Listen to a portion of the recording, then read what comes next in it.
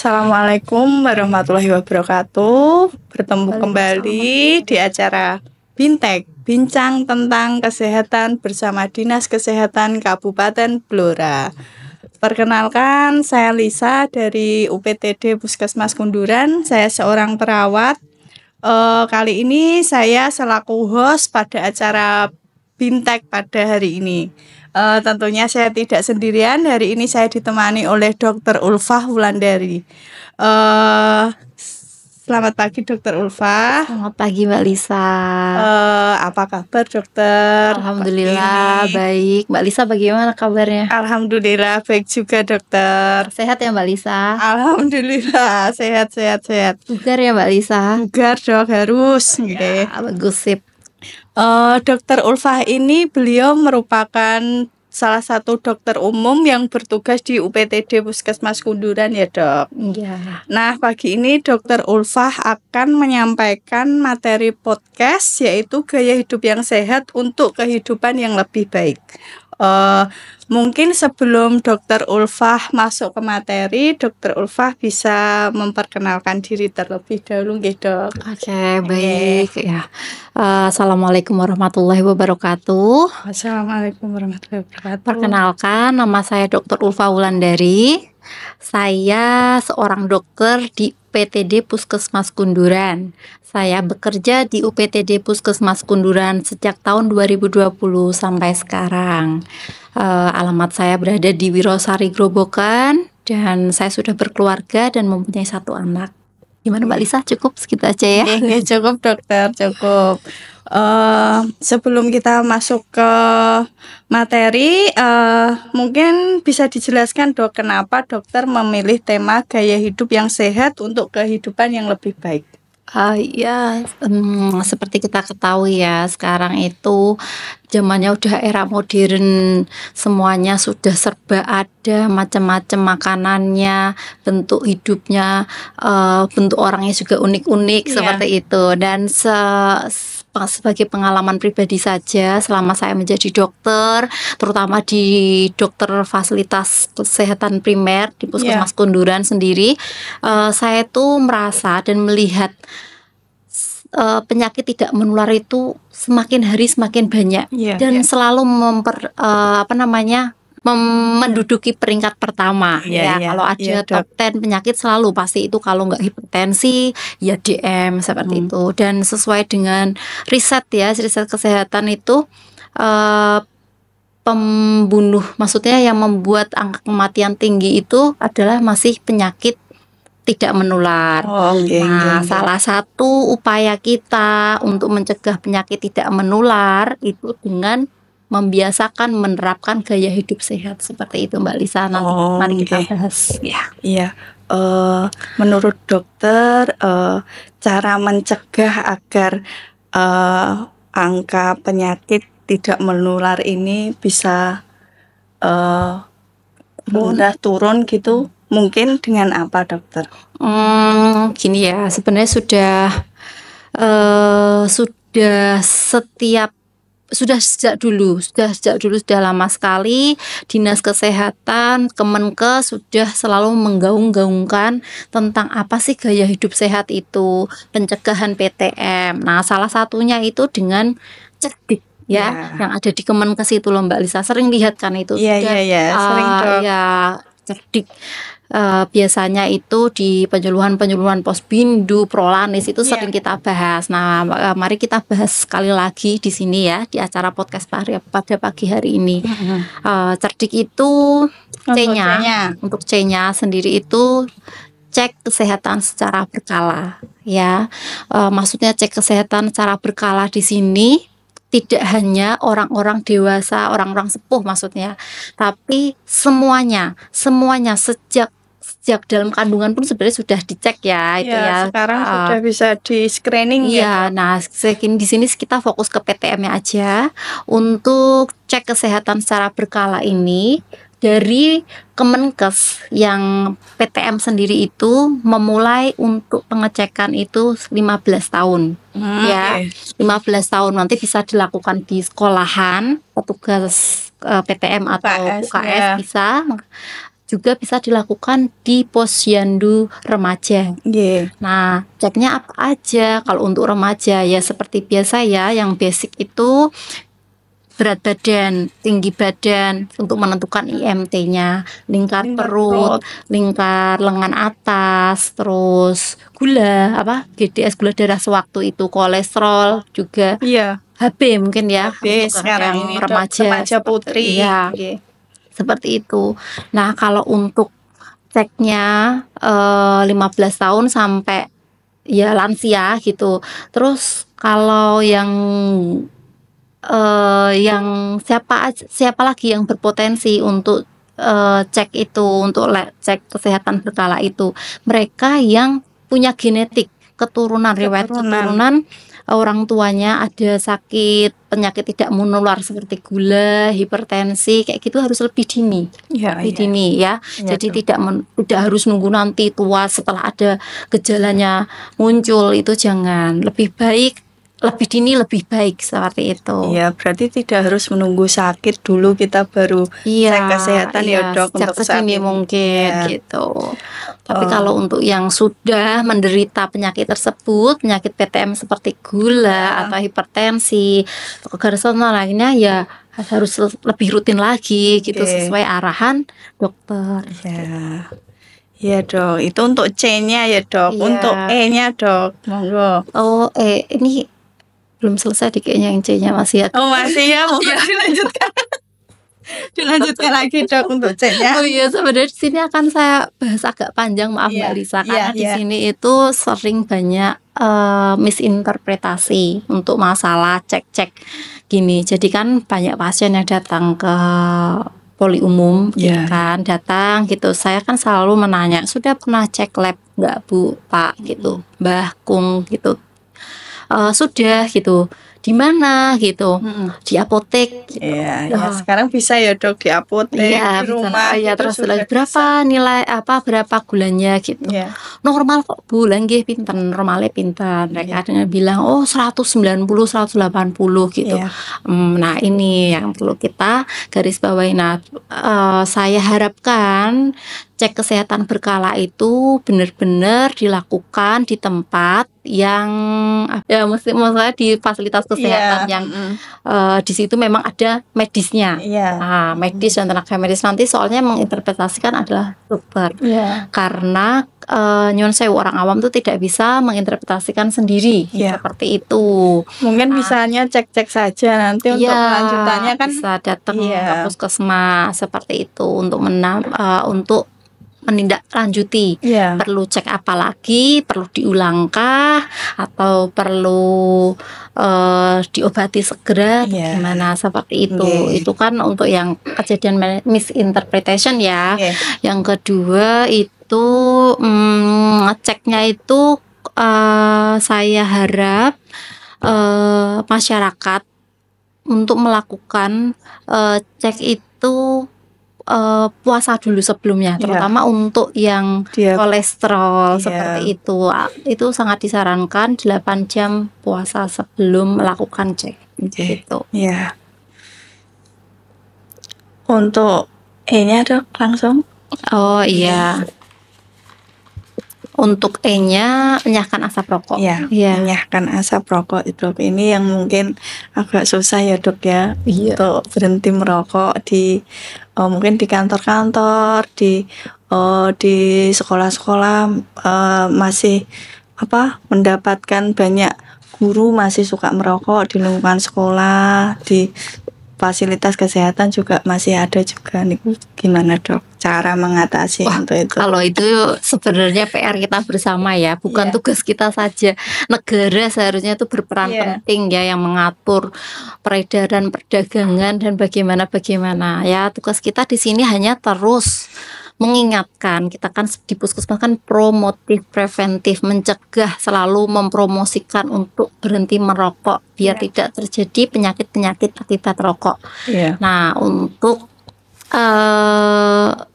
saya rasa hampir semua orang tahu rokok itu bahaya. Yang jadi masalah ini kesadarannya ya. Kesadaran untuk tetap merokok itu masih tinggi ya, meskipun sudah diingatkan. mungkin kalau emang sudah jujur udah sebel gitu, saya tuh untuk ngasih tahu kenapa kok jenengan kok ngerokok gitu, Iya. kenapa kok ngerokoknya tuh harus di tempat umum, harus di sekitar putra putri, anak kecil, Iya. bayi. Ya kayak gitu, itu paling mentok-mentoknya saya kalau udah nggak bisa menasehati pasien untuk berhenti merokok. Boleh ngerokok tapi emang harus di sana jauh gitu, habis ngerokok harus bener-bener Ada ruang gitu ya. ya nggak di ruang. Kalaupun emang kalau di desa gitu tak suruh neng dadah gitu di luar sana. Iya, iya, yang jauh dari Iya, anak dia kecil. harus habis ngerokok harus cuci baju, direndam, keramas, terus nunggu 2 jam baru bisa bertemu bayinya. Lah mending nggak usah ngerokok kan. Iya, iya, iya, Dok. Nggih, Ya, nggih. seperti itu. Terus untuk yang akan saya tekankan di sini, enyahkan asap rokok itu adalah kita mau memberitahu ya. Sekarang itu sudah ada namanya klinik upaya untuk berhenti merokok. Iya. Di puskesmas kita insya Allah tahun depan sudah ada, Mbak Lisa. Oh iya, Ya, nggih, jadi nggih. masyarakat sobat sehat yang sudah pingin, ada keinginan, kemauan untuk berhenti merokok, monggo silahkan datang di puskesmas terdekat, nggih. Nggih. Di sana nanti akan dibantu ya, kalian bisa konsultasi, dijelaskan step langkah-langkahnya.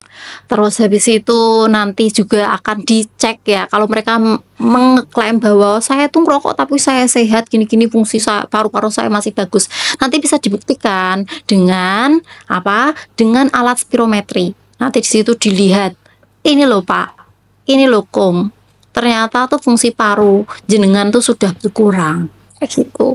Nah, terus di Blora sendiri itu sudah ada peraturan Bupati nomor 14 tahun 2002 tentang KTR, Nggih. kawasan tanpa rokok. Iya, Nah, iya. itu alhamdulillah ya kita sudah dibantu gitu. Mana aja sih yang nggak boleh gitu? Mm-mm.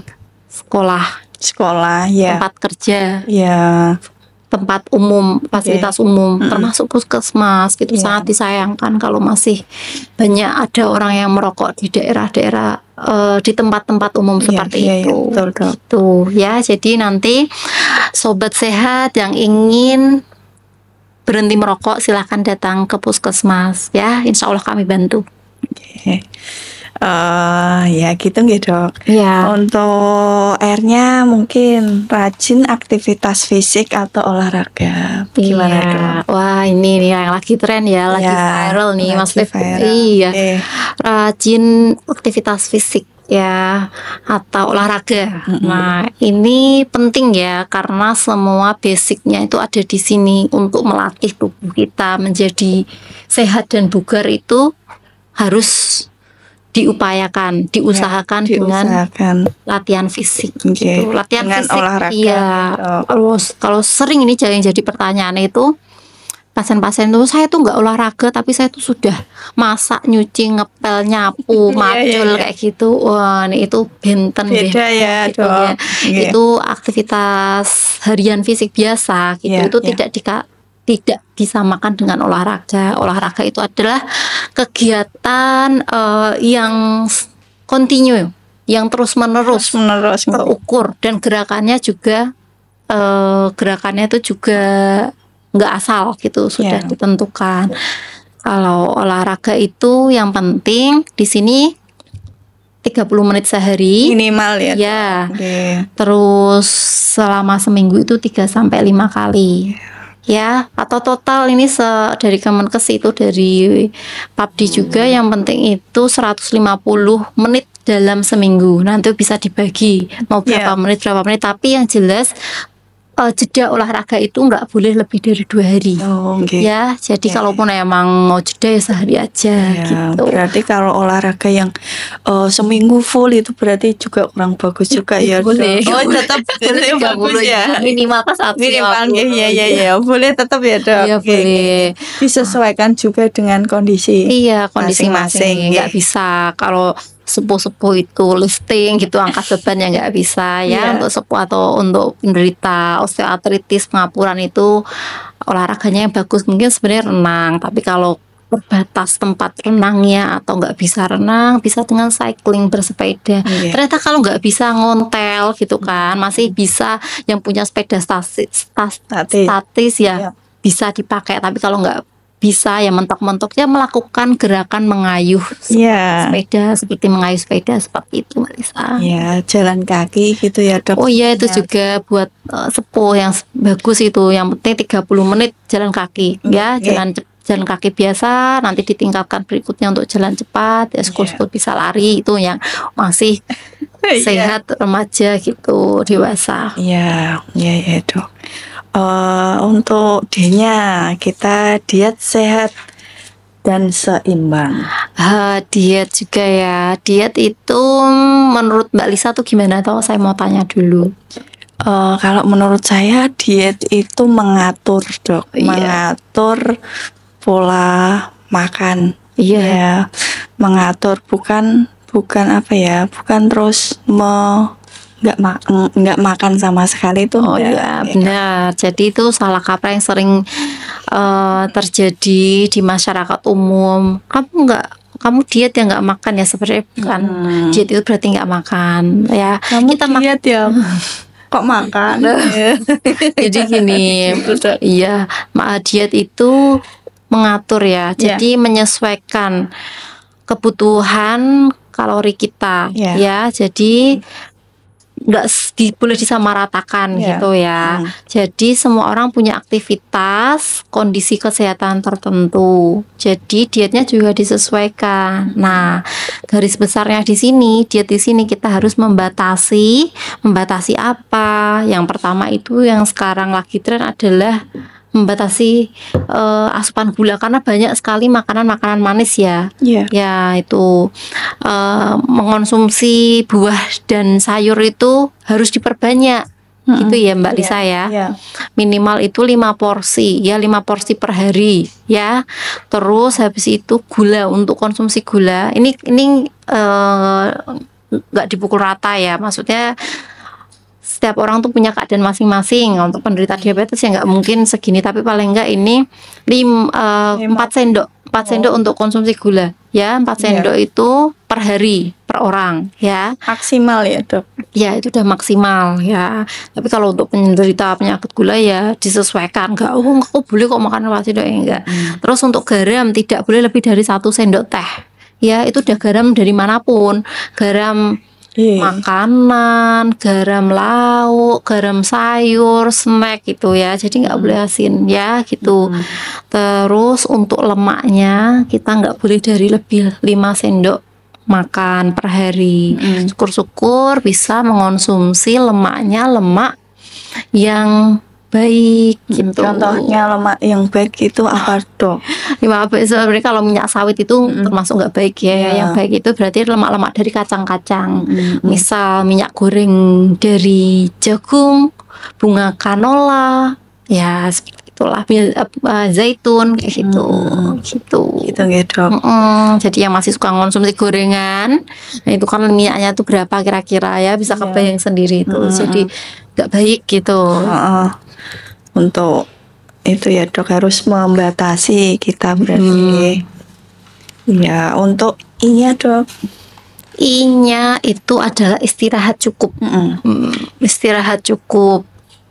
Ya ini buat nakes sendiri ya, ini ya sebenarnya masih agak susah gitu karena kan di sini maksud istirahat cukup di sini adalah waktu tidur. Waktu tidur dewasa itu adalah 7 sampai 8 jam sehari. Sedangkan kalau untuk nakes, apalagi yang bekerja di rumah sakit atau mas rawat inap, iya itu shiftnya itu kan agak susah ya.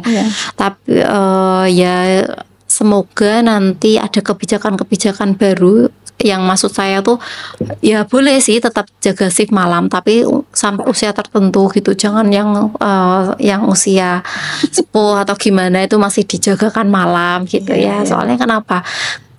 Ketika kita tidur itu jantung kita tuh memang didesain untuk istirahat ya.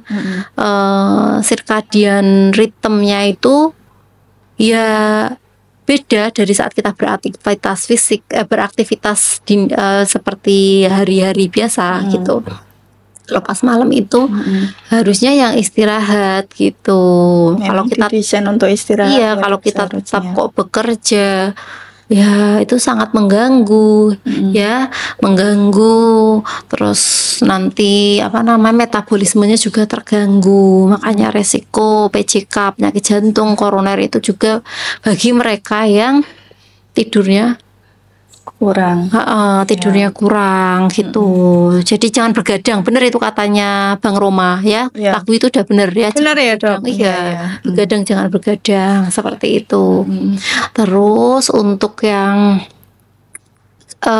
kan saya kan habis itu istirahat paginya.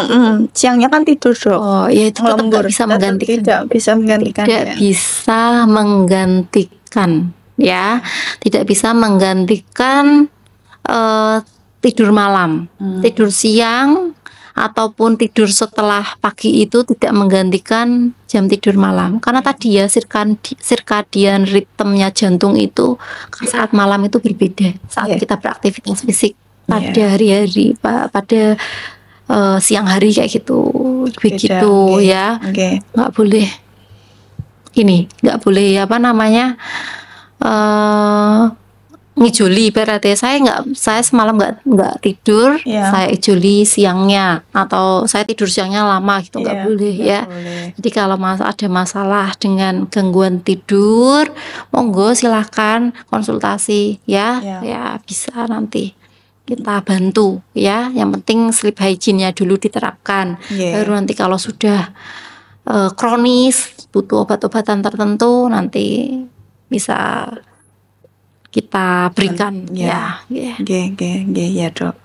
Terus untuk K-nya dok, K-nya adalah kelola stres ya. Kelola stres ya, ini juga penting karena pada kenyataannya banyak sekali pasien-pasien yang datang dengan keluhan fisik itu sebenarnya keluhan somatoform. Jadi sebenarnya keluhan yang disebabkan dari stresnya mereka. Di pasien datang yang pusing nggak sembuh-sembuh, kelola stres ya. Pada kenyataannya banyak pasien-pasien yang datang sebenarnya itu mereka tidak datang hanya dengan keluhan fisiknya saja. Mereka mengalami keluhan fisik itu berawal dari stres ya. Stres yang berkepanjangan, yang tidak terselesaikan, yang tidak dikelola dengan baik, akhirnya menimbulkan keluhan-keluhan fisik. Biasanya paling sering itu sakit kepala, nyeri perut, diare ya. Dan sampai mengganggu mental atau terjadi gangguan jiwa seperti itu. Ini juga tidak boleh kita remehkan. Karena era globalisasi seperti ini, stresor di mana-mana, sosial media semua orang punya gitu, semakin meningkatkan stres gitu. Nah, stres itu bisa dikelola dengan baik. Dengan cara apa? Makan sehat tadi ya, olahraga, juga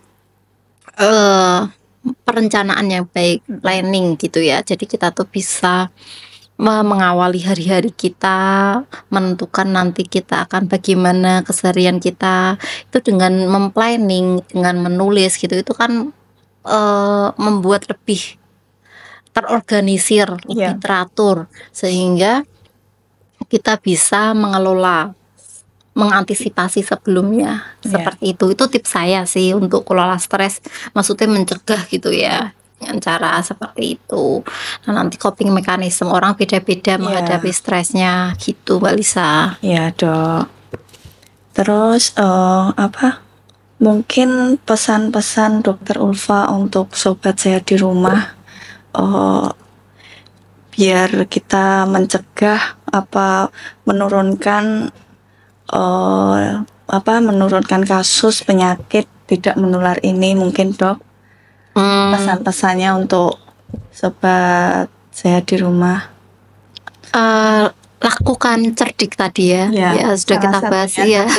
Terus untuk yang masih muda, usia produktif, yang masih main gadget itu kan, itu kan banyak sebenarnya influencer yang topik topiknya, kontennya itu tentang kesehatan, ikutin saja ya, yang baik-baik diikutin. Banyak itu dokter-dokter spesialis ya, yang anak mungkin ada dokter Mesti, dokter Aman, pokoknya yang terpercaya ya, bisa dilihat di Instagramnya atau kan channel YouTube-nya. Untuk yang mau olahraga itu ada influencer-influencer yang memang di bidangnya seperti itu ya. Untuk jantung gitu bisa ikut dokter Bobi jantung atau siapa aja, tapi yang penting terpercaya. Maksud saya nyun sewu, sekarang juga banyak mitos-mitos, hoax-hoax yang apa namanya terjadi di sosmed itu. Saya kok seringnya, mohon maaf ya, bukan saya itu maksudnya mengunderestimate salah satu sosmed gitu, enggak ya. Sering gitu ada hoax yang biasanya saya sebut inisial aja di TT gitu kan. Itu banyak edukasi yang nyun sewu itu enggak, menurut saya itu kurang benar gitu, tidak pas gitu, tidak bisa dibuktikan gitu, tidak dipertanggungjawabkan. Jadi harus pintar-pintar di era globalisasi kayak gini, kita harus benar-benar pintar memilih memilih influencer siapa yang akan kita ikuti ya, sumber-sumber mana yang perlu kita percaya atau tidak gitu. Itu ya. Berarti sekarang itu faktor resiko penyakit tidak harus sama usia yang lansia, yang sudah tua ya dok. Sekarang berarti anak-anak sekolah, mulai dari anak sekolah, remaja itu harus waspada ya berarti ya dok? Iya, semuanya sebenarnya semuanya. Orang tidak akan menderita penyakit gula, penyakit hipertensi kalau tidak gaya hidupnya itu tidak dibiasakan sehat. Gimana sih? Sorry. Jadi penderita gula DM itu adalah suatu akibat dari gaya hidup yang tidak sehat yang lama, tidak ujuk-ujuk gitu ya. Tidak sekarang makan besok langsung gitu. Iya, jadi itu adalah suatu proses yang panjang. Nah, yang saya perlu tekankan di sini itu, seumpamanya kita berisiko sudah punya keturunan, itu tidak bisa diganggu-gugat ya. Keturunan ya mungkin kita akan bisa untuk menderita sakit tersebut, tapi dengan kita mencegah, screening di awal, kita bisa menunda komplikasi ya. Ya memang obat-obatan gula itu tidak menyembuhkan, tapi dia menunda komplikasi yang harusnya komplikasi itu datang di tahun pertama sakit DM gitu, kalau sempat tidak minum obat. Ini misalnya, tapi ternyata dengan mengonsumsi obat, dengan menerapkan gaya hidup sehat, itu akan komplikasinya nggak muncul secepat itu. Yang namanya cuci darah, gagal ginjal, atau stroke, atau serangan jantung itu nggak akan secepat itu. Seperti itu. Jadi penting banget menerapkan gaya hidup sehat. Iya ya dok. Sekarang itu banyak sekali usia 30 kepala 3 gitu sudah banyak sekali. Iya, sudah dengan sakit dan kesakitan itu sudah bukan lagi yang prediabetes, sudah sakit ya. Datang dengan tensinya tinggi, tidak sadar, itu banyak sekali gitu. Iya, benar sekali. Kalau untuk ini juga ada kasus di puskesmas itu anak-anak remaja tensinya tinggi. Nah, untuk yang tensinya tinggi, saya harap ini tidak hanya berhenti anak ini punya tensi tinggi, tidak.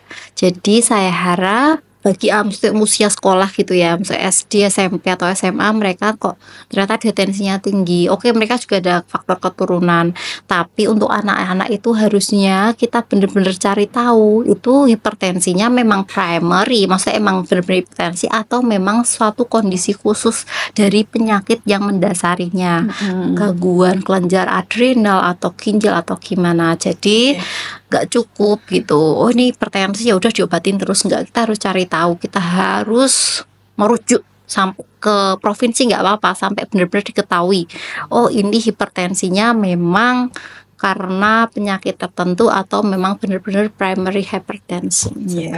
Tapi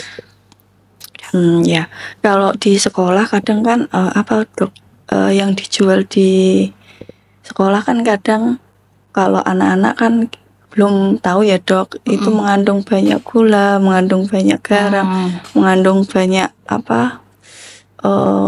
warna tambahan ya gitu. Ya itu juga itu seharusnya masuk tadi ya di diet seimbang itu ya. Itu tuh dari keluarga. Maksudnya kita sebagai saya kan seorang ibu ya, Mbak Lisa juga seorang ibu. Itu semua berawal dari rumah. Kalau kita sudah membiasakan makanan sehat, real food ya, bukan ultra processed food dari sedini mungkin, dari semenjak di kandungan kecil MPASI, insya Allah anak-anak itu nggak akan tertarik dengan makanan-makanan yang menggoda, yang berwarna-warni manis. Kalau itu sebenarnya itu PR kita bersama ya. Saya juga sedang berusaha itu untuk menerapkan anak saya untuk selalu mengonsumsi real food setiap hari ya, biar dia tidak jajan yang macam-macam. Mungkin dengan dibawakan bekal Iya, bekal dari sehat. rumah Tapi ya, bekalnya nyuwun sewu ya, jangan sosis, jangan nugget, jangan apa itu seblak, jangan seperti itu ya. Pokoknya real food itu benar-benar yang kita yang mengolah, bukan pabrik, dan kita tahu kandungan gizinya itu ya. Iya. Mungkin kan kalau ibu-ibu sekarang kan banyak yang sibuk gitu, mungkin simpelnya aja mungkin digoreng gitu ya. Itu era globalisasi ya. Makanya kita harus pintar-pintar. Jadi sebenarnya saya bukan yang nggak boleh sama sekali sih, enggak. Mereka tuh sebenarnya juga makanan-makanan yang halal ya. Tapi mungkin di sini kalau dalam agama Islam sendiri itu ada istilah toyib. Ya halal, tapi kalau nggak toyib ya jangan gitu. Jadi yang benar-benar halal dan toyib baik buat tubuh kita gitu. Gitu ya, Dok. Mungkin sekian podcast kita pada kesempatan kali ini. Semoga apa yang disampaikan oleh Dr. Ulfa dan Mbak Lisa ya bisa bermanfaat untuk kita semua, nggih. Terus jangan lupa like, share dan subscribe channel YouTube Dinkes Blora Official guna untuk mendapatkan informasi seputar kesehatan, nggih. Sebelum kita undur diri, kita salam germas dulu, Dokter. Nggih. Salam germas, sehat, bugar, produktif. Wassalamualaikum warahmatullahi wabarakatuh.